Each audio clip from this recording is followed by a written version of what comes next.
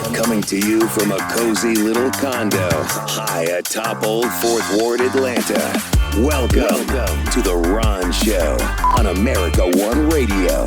Here's your host, Ron Roberts. All right, and a happy hump day to you. Thank you for listening, whether it's on the America One Radio app, AmericaOneRadio.com, or wherever you podcast. Yesterday, I led my show just sort of exasperated. As an in-city Atlanta resident, I live in Old Fourth Ward, as you hear the announcer say, from a condo tucked away in Old Fourth Ward, Atlanta. That's where this show emanates from.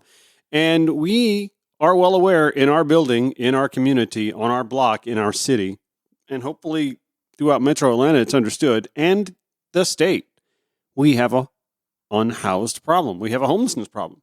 And it's actually caused several headaches for commuters who don't live in the city, who don't see the homelessness crisis when we've had entire interstates shut down, when we've had city arteries closed because of fire set this time of year to keep the unhoused warm, but unfortunately under bridges and overpasses. And again, we lost an entire side of Interstate 85 a few years ago. Mayor Andre Dickens spoke of some new investments coming to address the unhoused situation and also the city's intent to clear encampments. I'm going to give you some of that press conference now. Good morning, everyone, and thank you for joining us this morning. Monday, I joined with partners, members of Partners for Home, with HUD and other partner organizations for one of the most important responsibilities of our city, and that is our point-in-time count, the PIT count, if you will. Hundreds of volunteers banded together to span across the city to survey people experiencing homelessness, and some of the people up here today also did so. The data we collected assists the city to be able to gauge our progress in combating homelessness and also guides federal allocations and resources towards this cause. While we have made great progress, there is still a tremendous amount of work to do. And so I'm here standing beside city council members, our police and fire, and others that are here today, and leaders in our administration, because this is a group project and we intend to see it through. During that experience on Monday night, this wasn't my first time doing the PIT count, as Catherine can attest to. I went a lot as a city council member throughout the night to do this in years past. And so I wanted to go back out and experience it as mayor. And we ran into a lot of people that evening, and some folks were born here, some people came from other places recently, and some people had more month than money. Essentially, ran into some folks that had enough money to be able to stay in the in-town suites for 3 weeks, but they each month found themselves 1 week short. So in that last 5 to 7 days, they had to scramble and find a place to be. And that's their life, that's their existence, on and on again, a hunt for that last week's worth of resources. And we were able to place that person in shelter, and it's our intention to try to help that person get to stable housing. But that's just one example. When I've learned from Catherine that you meet one person experiencing homelessness, you've really only just met one person experiencing homelessness. You can't describe all with one big painted brush. But as a community, we really have a moral obligation to assist our most vulnerable residents. This administration has prioritized affordable housing, and among other efforts, last year we launched our Rapid Rehousing Initiative. The acceleration of our Rapid Rehousing Initiative is to at least have 500 less individuals experiencing homelessness by the end of next year. So that's the acceleration of this goal, is 500 really soon, 500 individuals to come off of the streets of Atlanta. Friday this week, we are opening the doors to the Melody, a site that used to be a parking lot for city employees right around the corner, but that will now provide temporary shelter using shipping containers, while service providers can connect those individuals with wraparound services that they need, including a path forward to affordable, quality housing. I look forward to seeing each and every last one of you in just 2 days this Friday. Monday, my good friend, Councilmember Jason Winston, sponsored 2 resolutions on behalf of the administration to double down our efforts to combat homelessness. One resolution allocates a $700,000 donation to Gateway to assist their efforts in helping our brothers and sisters experiencing homelessness. He also introduced a resolution that will allocate $2.4 million to Partners for Home to support their efforts in identifying areas in our city where people experiencing homelessness are using areas underneath bridges or highway overpasses as shelter or as storage, and then provide them with the assistance that they need to get permanent housing and any other wraparound services that they may require.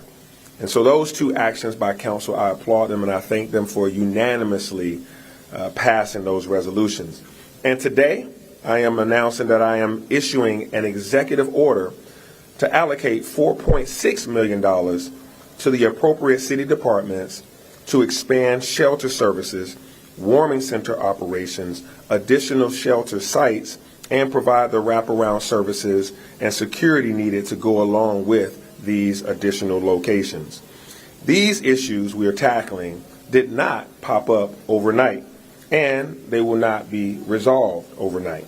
This is going to take some time, and it's definitely going to take some effort and a lot of hard work. But again, it is our moral obligation to assist our brothers and sisters in need.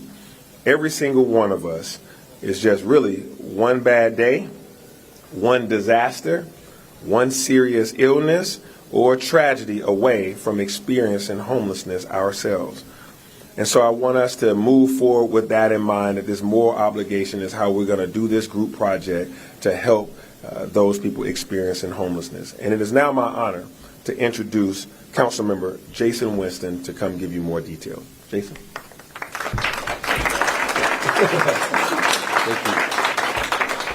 Good morning, everyone. I'm Jason Winston, council member for Atlanta's District 1 and chairperson for the Community Development and Human Services Committee. I want to thank Mayor Dickens, his administration, my colleagues on council, and all our partners that are here with us today. As city leaders, our legacies will be defined by how we treat the most vulnerable among us.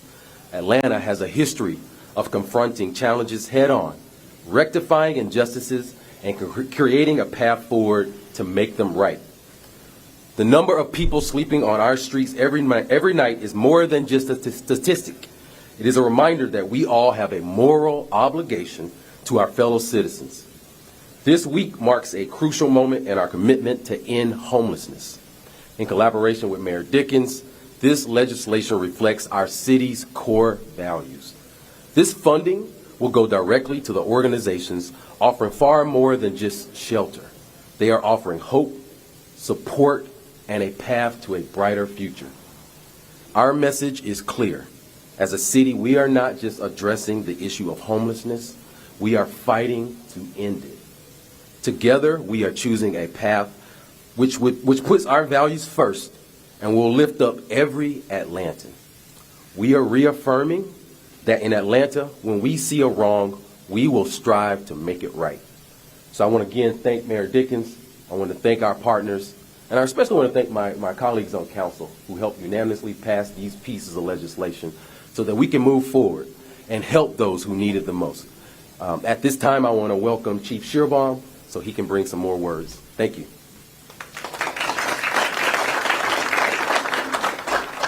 Thank you, Council Member. Good morning, everyone. Mayor.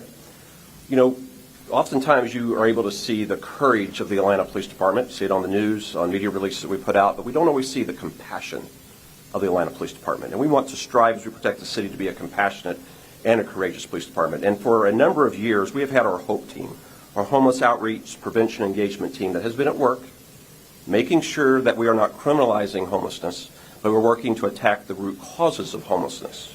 We work along with the partners through a wide range of faith-based community outreach to go out each and every week to connect individuals to resources. And it's important that when we go under the name of the HOPE team, Mayor, there's just not an idea of hope. But now with the expansion of these opportunities and the expansion of more housing opportunities, these officers are now equipped every time they encounter an individual that is experiencing homelessness. They have more ready available opportunities to get that individual off the street. We are striving under our mayor's leadership for one safe city. And that is one safe city regardless of your zip code or your bank accounts or your circumstances in life.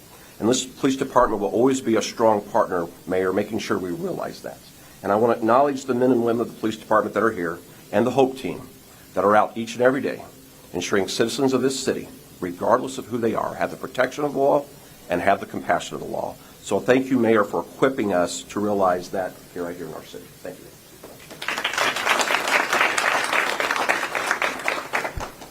Good morning, everyone. My name is, good morning, City Council, Mayor.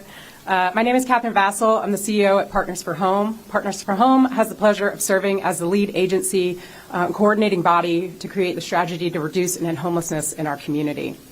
Today is an incredibly exciting day for us, and this is a very exciting moment in time in our efforts to reduce and end homelessness in our city, as we are on the heels of the ribbon cutting for our first rapid housing initiative on Friday. It is exciting because Atlanta is taking strategic steps to end homelessness through permanent solutions in safe, high quality, and dignified housing, which will end a person's homelessness rather to continue to manage it.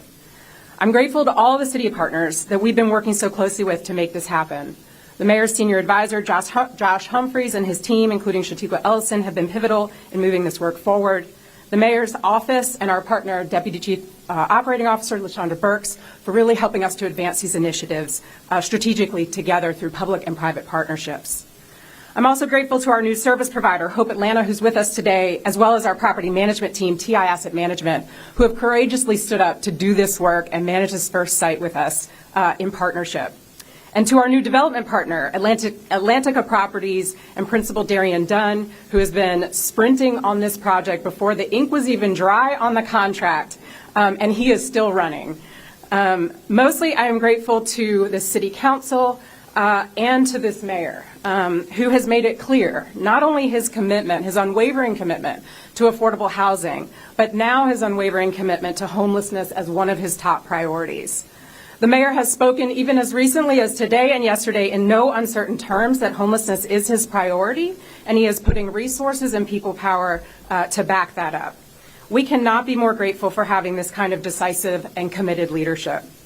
And unlike other communities that are striving to create temporary solutions, putting Band-Aids on the problem of homelessness, this mayor is doing everything he possibly can to getting our unhoused neighbors, who are our neighbors, into permanent, safe, affordable housing. So thank you, Mayor Dickens, for your leadership on this. The research and evidence is overwhelmingly and abundantly clear that housing is the solution to ending homelessness, and not housing alone, but housing with the right complement of wraparound supportive services to help individuals as they transition out of homelessness into safe, affordable housing. To that end, I want to be abundantly clear that when we talk about placing somebody into housing, they are connected with dedicated housing case management to assist that person in achieving client-driven goals, and that housing is not conditioned on income, employment, treatment, compliance, or sobriety. So we are acting in true form to the Housing First model of care. Our first rapid housing site opening on Friday will be no different. In fact, it will have more robust services, providing 4 full-time staff for the 40 tenants. There will be 2 fully licensed clinicians with master's degrees and clinical licensure in social work or professional counseling. In addition, there will be 2 certified peer specialists who have lived experience in homelessness, who are in recovery from mental health or addictive disease, and know what it's like to walk in the footsteps of the individuals that are be moving into these units, to help them with life skills and assuring that they are successful in their housing. Additionally, there will be a housing unit dedicated to an on-site resident manager, again, somebody who has lived experience with homelessness and can walk hand in hand with the new tenants that will be moving into the property. As a part of our commitment to providing dignified, safe, and affordable housing, every unit is a complete studio. Each unit has its own ensuite bathroom and a kitchenette, which will be a true place for individuals to call home. And we are just getting started. In addition to the 610 units we already have in the pipeline in traditional multifamily housing developments for people exiting homelessness, this rapid housing initiative will give us 500 additional units. Together, we are delivering permanent solutions rapidly through innovative partnership using publicly owned land and alternative housing products to keep costs at a minimum. In the last 12 months alone, we have permanently housed just under 2,000 households experiencing homelessness. Wow. And yet new people are coming into our system every single day. Together with our service providers, along with a mayor and an administration that has said we are committed to this, we will continue to scale housing solutions for our unhoused neighbors. Thank you so much. All right, so I want to stop right there real quick. We'll get back to this press conference just a few minutes ago. That was Catherine Vassell, CEO of the nonprofit Partners for Hope. She said, "It's exciting because Atlanta is taking strategic steps to end homelessness through permanent solutions and safe, high-quality, and dignified housing, which will end a person's homelessness rather than continue to manage it." Encouraging. The thing that I guess is discouraging is, as Catherine Vassell mentioned, as many as the city can house, cities like Atlanta, elsewhere as well, there are still more coming into these major metropolitan areas that need to be housed, which goes back to what I was talking about yesterday, the need for a federal, state, and local action plan to address the unhoused in these United States. All right, we'll get back to that press conference, give you some more highlights when the Ron Show returns on the America One Radio app, AmericaOneRadio.com, wherever you podcast.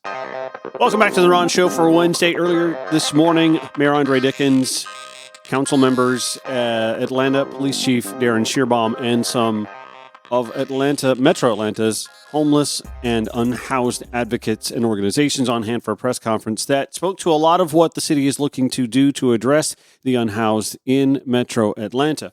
Atlanta Journal-Constitution reporter Riley Bunch there for the press conference and reports that Mayor Dickens said afterwards that the city plans on clearing out homeless encampments under bridges susceptible to fire.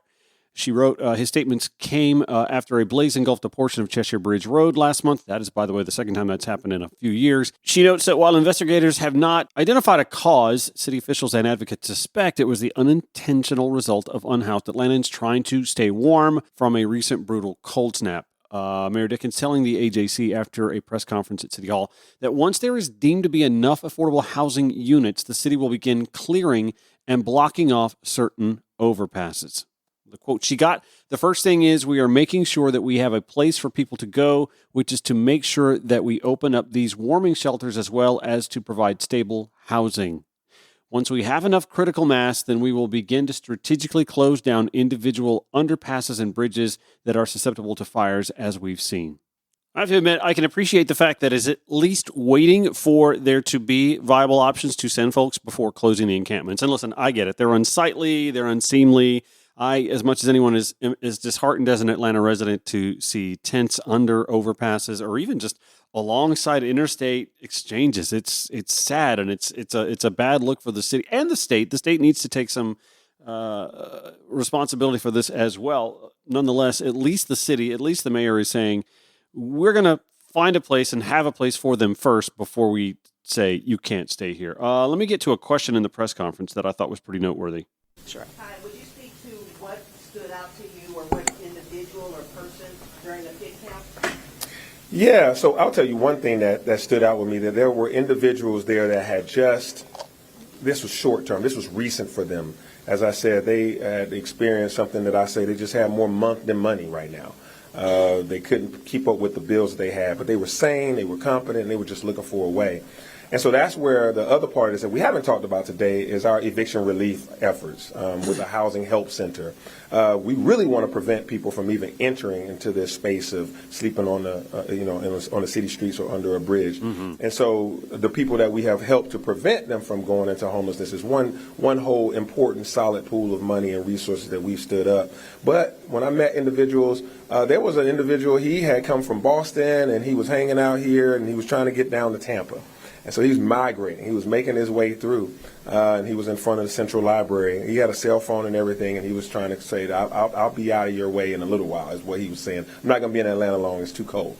I was like, you came from Boston. But it was a real conversation, and he was like, I'm good. But then there were individuals that really it challenged how I see the world again, over and over again. When I experience someone that you cannot have a coherent conversation with at all, I mean, like just trying to say, hey, we want to talk to you about this or that, and they are talking in a whole nother space. It was difficult. And I tried to hang in there as long as I could to be able to capture a moment of sanity to try to get them to where we could complete the document and get them what they need. And I ran out of the skill set. And that stuck with me. Like, wow, what else? We got a housing unit that we're talking about. I don't even have a skill set to get you from the condition that you're in mentally into that space. And so these providers, these people that do that kind of work, you can't just one time some dude standing over you saying, I got help for you. That don't always work. Right. They nurture that. That's a conversation that takes 3, 4, 5, 6, 10 attempts. And so that was very clear to me as one example. Fascinating to learn the sort of diaspora of human that those who are dealing with homelessness and the unhoused have to deal with. From those who are completely within their wits and abilities, but again, just have more month than money. And then you have those, as the mayor you heard spoke to, that you just don't even know how to address. Encouraging that Monday, Atlanta City Council donated a combined $2.4 million to help relocate individuals and families living under bridges, and another $700,000 to support the Gateway Center, which connects residents with services. Big presidential endorsement in the speech that followed it when the Ron Show returns on the America One Radio app, AmericaOneRadio.com, or wherever you podcast. This is The Ron Show on America One Radio. So the New Hampshire primary results on both sides of the spectrum seem to indicate we are just about already into general election season, which I guess should mean it comes as no surprise that some of the major organizations are already going to start doing their endorsements. And the United Auto Workers went ahead and endorsed their candidate for president. Let me take you to some audio from Sean Fain before he introduces who the United Auto Workers has endorsed. UAW family, today I'm proud to stand up here with your International Executive Board and announce that the UAW is endorsing Joe Biden for President of the United States. Surprise.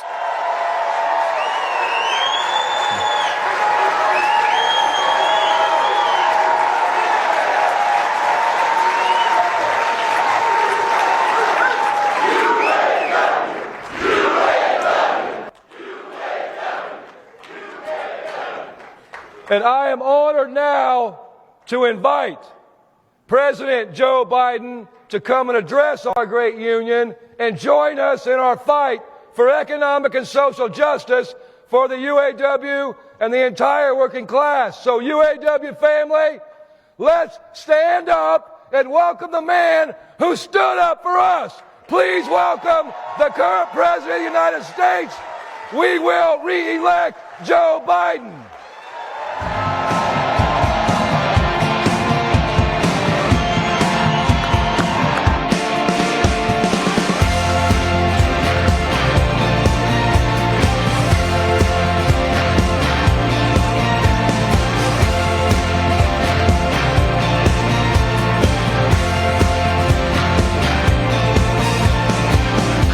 Knocking on the door, there's where's the throne. I've been living up that leads me home. I've been stumbling on good hearts turning to stone. Hello, UAW!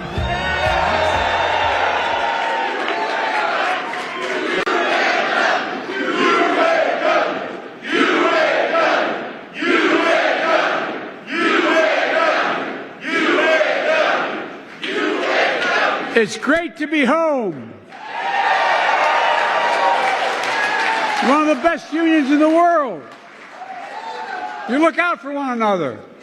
And the whole country benefits from what you do. You know, please take a seat if you have one. You're tough as they come, starting with your president, Sean Fain. A leader with backbone, a backbone like a ramrod. I don't know where he is, but he is. Together, we're proving what I've always believed. Wall Street didn't build America, the middle class built America, and unions built the middle class. That's a fact. Look, I kept my commitment to be the most pro-union president ever. I'm proud you have my back. Let me just say I'm honored to have your back and you have mine. That's the deal. It comes down to seeing the world the same way. It's not complicated.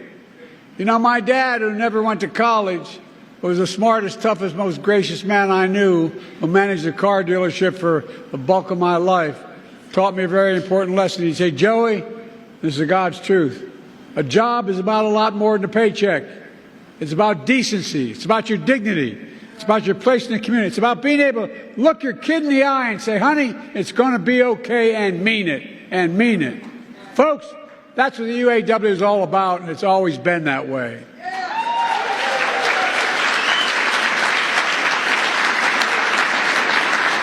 Just after the UAW was founded nearly 90 years ago, it launched what historians call the most important strike in the 20th century. Flint, 1936. Walter Reuther organized a sit-down in the factory. They weren't sure what would happen. They were worried about getting beat up, but they were determined. They were determined. And it took 44 days, but they won the first collective bargaining victory in American history.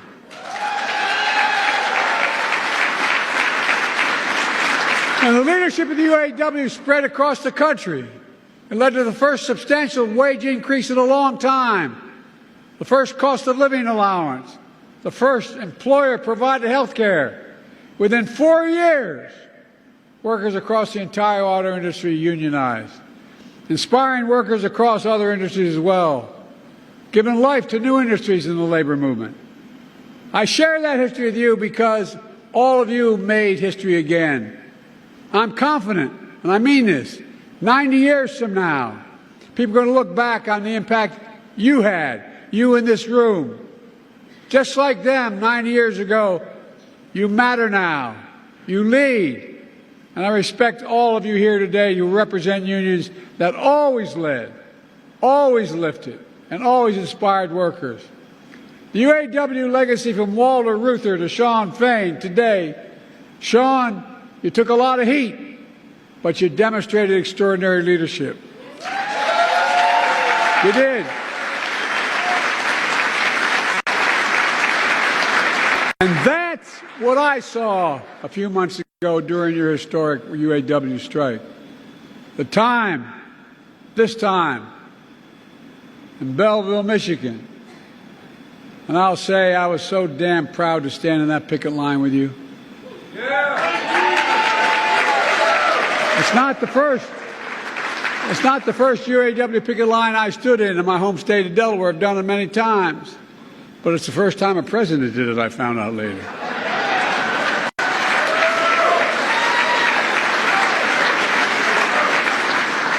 I've always fought for a strong auto industry, with UAW-built cars leading the world. This is about a simple proposition. You built these iconic companies. You built GM. You built these companies. You sacrificed to save them in the worst of times. And you deserve to benefit when these companies thrive. As Shawn said, record profits mean record contracts. I'm serious. And that's what you got. Record wage increases, winning back cost of living adjustments, greater retirement security, more paid leave, and eliminating tears. Whoa, whoa, whoa, whoa, whoa. You all know my position. I'm tired. I've tried, I'm tired about jobs going overseas, having products shipped to. Look, during the Trump administration, a lot of administrations before that, what'd they do? So many people around America lost their sense of pride. Because whether it was an automobile company or any company at all, that factory that was there for 30 years, hiring, maybe it only had 150 people in it, but it was a heart of the community. Guess what? Corporate America found the cheapest labor in the world, and they sent the jobs to those laborers and sent the product back to us. But not anymore. We're building product here and shipping it overseas. Buy America and build America. I mean it. And what's really important You made sure the auto future of the world will be made in America. Oh, I mean it. You know, I'm going to digress just a second. Most people don't know that back in the 30s, when Roosevelt was talking about the value of unions, he didn't just say unions were okay. He said any product that, in fact, any money that Congress gives the president to spend to build a product, whether it's an aircraft carrier, an automobile, a tank, or a staircase, no matter what that was, it should be built.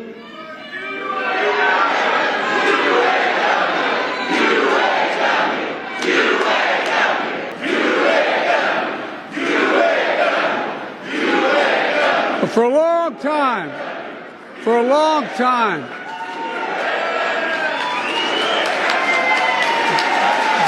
time,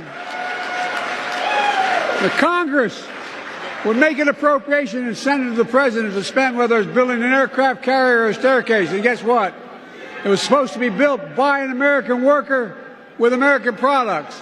Well, guess what? I'm going back to that. We build in America, we buy American.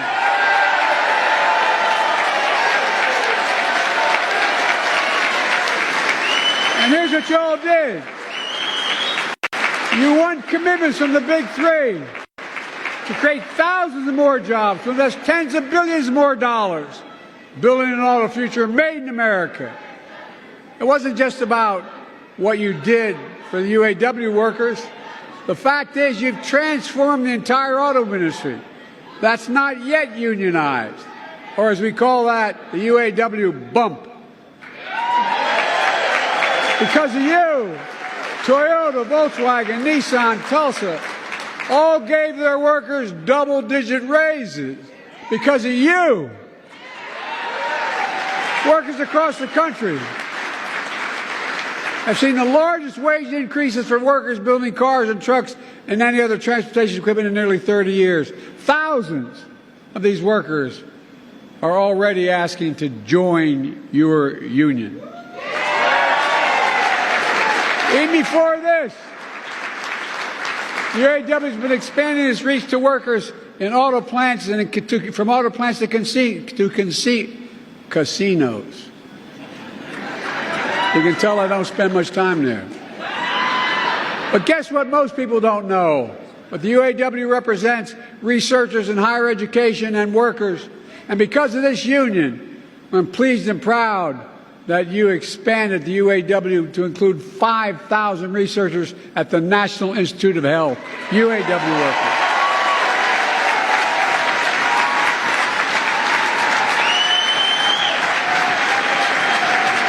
I, honest to God, have always believed that the union movement in America is important because it produces the best skilled workers in the world. That's what happens. It's good for everybody. It's good for companies. It increases the quality of the jobs, the quality of the products, and it's good for economic growth. In fact, I asked, which is unusual for a president to do, I asked the Treasury Department to do a significant study, the most comprehensive report ever, detailing how unions are good for all workers, including non-union workers, how they found that unions raise standards across workplaces and industry, improving skills and safety, pushing up wages, strengthening the benefits for everyone. It matters. It matters, it matters. And some in corporate America finally began to figure it out. And look at what we're doing. It's good for workers and companies. Since I took office, we've attracted billions of dollars in investment here in the United States. We supercharged advanced manufacturing, including electric vehicles made by union workers in America. China's determined to dominate that market with EV predominantly made in China and Chinese jobs. The previous administration was content to sit in the sidelines and let China take all these jobs. But I won't let that happen. I will not.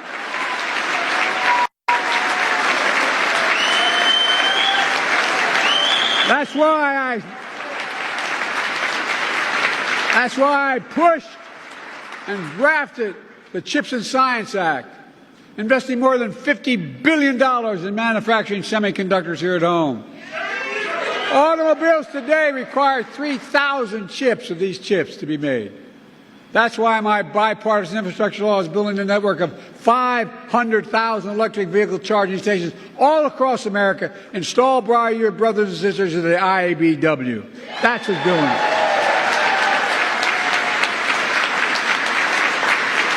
That's why the Inflation Reduction Act, which the other team, not a single person, supported, that I signed into law, dramatically, there's a dramatic incentive for the big three and other auto companies to make it here, their future here in America, with American jobs.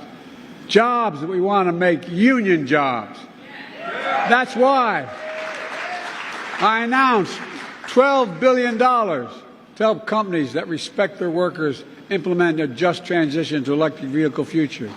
Because I strongly believe that companies transitioning to new technology should retool, reboot, and rehire in the same factories, in the same communities, with comparable wages.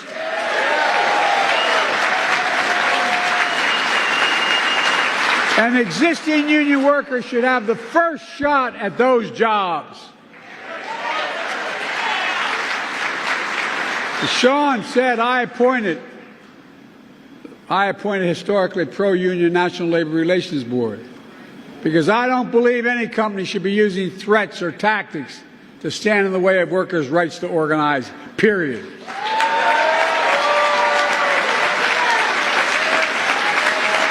And folks,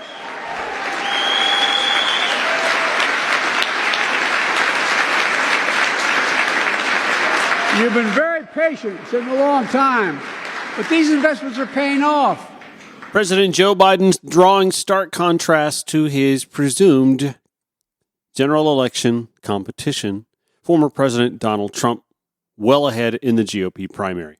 You're listening to President Joe Biden accepting the endorsement of the United Auto Workers Union. So we'll pick up with that conversation when the Ron Show returns in minutes on the America One Radio app, AmericaOneRadio.com, or wherever you podcast.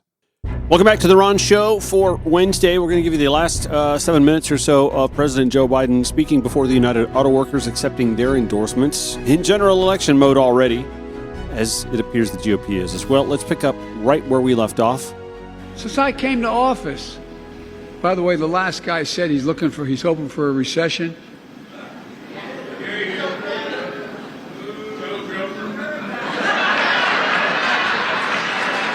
Because he does not want to be the next Herbert Hoover. He's already Herbert Hoover. He's the only president other than Herbert Hoover who lost jobs when he was president. Look, since I came to office, with your help, we've created 14 million new jobs. 14 million. Nearly 800,000 manufacturing jobs nationwide. And that means we're creating American jobs and exporting American products instead of the other way around like we saw for too long. Unemployment has been below 4% for the longest stretch in 50 years, and it's going down. Wages are up. Household wealth is up. We have the lowest inflation and fastest recovery of any major economy in the world. We have the fastest growing economy in the world. I know we have more to do, and we're making real progress. Over the last year, prices are down on everyday items from a gallon of gasoline to a gallon of milk, and folks are beginning to feel it. Last week, we saw one of the biggest jumps in how positive consumers are about feeling about their personal circumstance. But we have more work to do. But our plan is delivering for the American people, building an economy from the middle out and the bottom up, not the top down. That's what I said I was going to do. That's what I tried to do as a senator and vice president. But because when we do that, the poor have a ladder up and the middle class does well.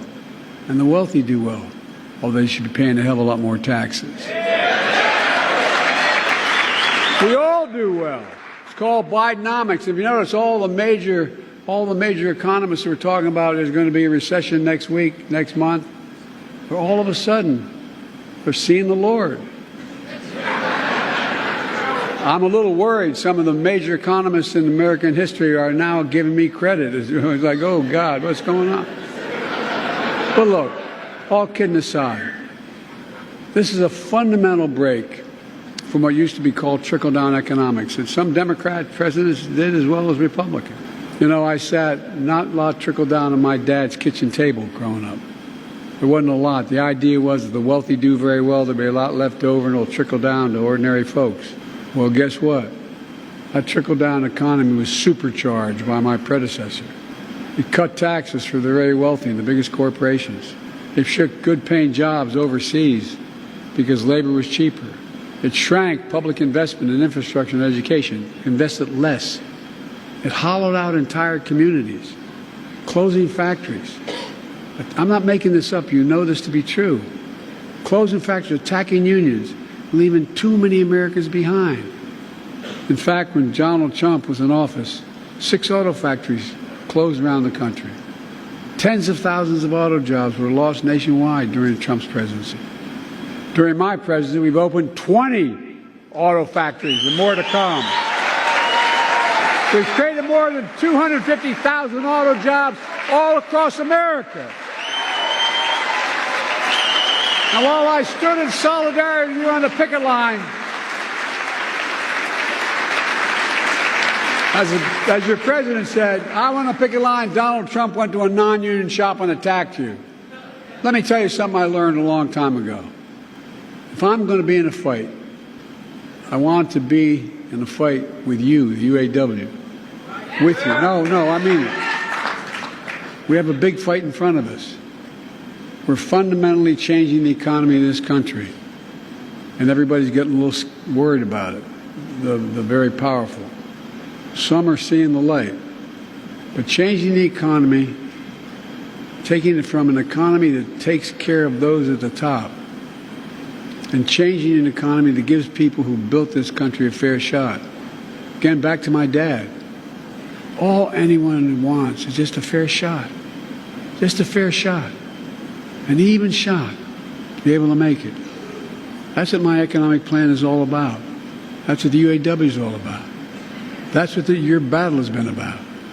The days of working people being dealt out of the deal are over in this country as long as I'm president. Working people are going to get their fair share. You've earned it. You fought for it. And you deserve it. So today I want to say to all of you, thank you. Thank you. I could not be more proud or more honored that you've chosen to stand with me. For all the progress we made together, you're the real hero. I want to make it clear. You're the heroes of the story. It's not what I did. It's what the American people standing up with backbone did. You're the reason why.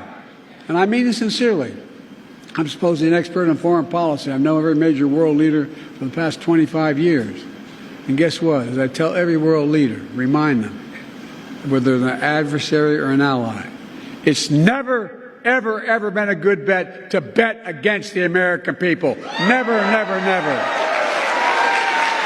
And that's been true throughout history, and it's still true today. Because of you. I mean this, because of you, I've never been more optimistic about America's future. We just have to remember who we are. We are the United States of America. And I mean this. There's nothing beyond our capacity when we work together. We're the only nation in the world that's come out of every crisis stronger than we went in. So God bless you all, and may God protect our troops, and God bless the American worker. Thank you, thank you, thank you.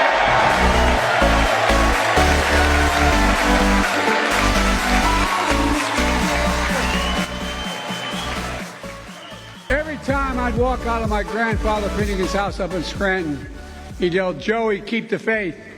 My grandmother would come to the door and said, "No, Joey, spread it. Let's spread the faith." All right, I think that's a good way to end the show. That's President Joe Biden accepting the endorsement of the United Auto Workers earlier today. Thank you for joining me on The Ron Show and for giving me half day's grace here today by airing that speech. Back tomorrow, 5 to 6 p.m. on the America One Radio app, AmericaOneRadio.com, wherever you podcast. Show notes, we got them. RonShowATL.com. Have yourselves a good one. See you next time.